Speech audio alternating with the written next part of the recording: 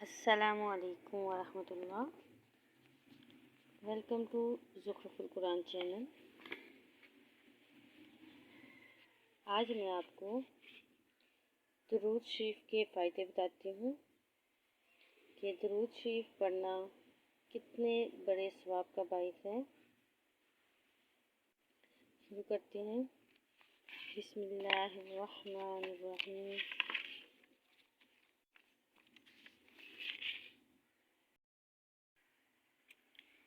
Number 1، درود شریف پڑھنے سے اللہ تعالیٰ کے حکم پر عمل ہوتا ہے۔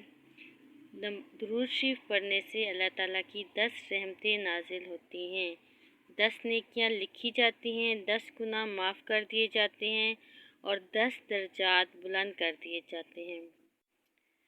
دعا سے پہلے درود شریف پڑھنے سے دعا کی قبولیت کا امکان زیادہ ہوتا ہے۔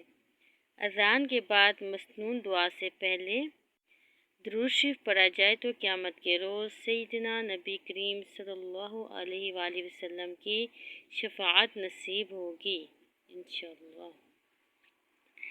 درود شریف کثرت سے پڑھنے سے پریشانیاں ٹل جاتی ہیں۔ قیامت کے روز نبی کریم صلی اللہ علیہ وآلہ وسلم کا قرب نصیب ہوگا۔ درود شریف پڑھنے سے مجلس بابرکت ہو جاتی ہے۔ جب انسان نبی کریم صلی اللہ علیہ وآلہ وسلم پر درود شریف بھیجتا ہے تو اللہ تعالیٰ فرشتوں کے سامنے اس کی تعریف کرتا ہے۔ درود شریف پڑھنے والے شخص کی عمر، اس کے عمل اور رزق میں برکت آتی ہے۔ درود شریف کے ذریعے نبی کریم صلی اللہ علیہ وآلہ وسلم سے اپنی محبت کا اظہار ہوتا ہے۔ درود شریف پڑھنے سے دل کی تر و تازگی اور فرحت ملتی ہے۔ تنگ دستوں کے لیے درود شریف کا پڑھنا صدقہ و خیرات کے قائم مقام ہے، ضرورتوں کی تکمیل کا سبب ہے۔ درود شریف پڑھنے پر اللہ تعالیٰ کی رحمتیں نازل ہوتی ہیں اور فرشتے بھی اس کے لیے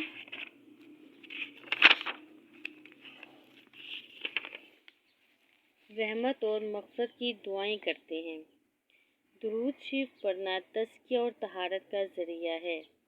درود شریف پڑھنے والے کو موت سے قبل جنت کی بشارت مل جاتی ہے، قیامت کے دن کی ہولناکیوں سے نجات دلاتا ہے۔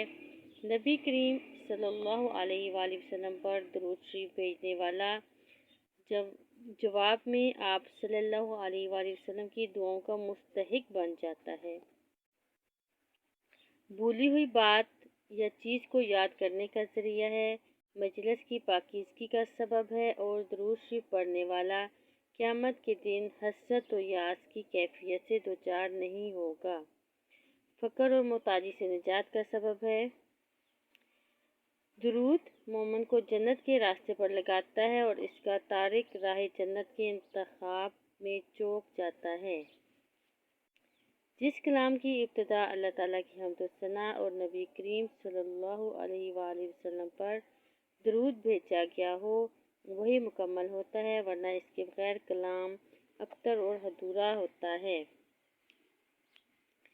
پل صراط پر مومن کے لیے روشنی فراہم کرنے کا کام دے گا، جس کی وجہ سے اس کے ذریعے اسے عبور کرنا آسان ہوگا، یعنی کہ جو انسان درود شریف پڑھتا ہے اس کے لیے پل صراط بھی آسان ہو جائے گا۔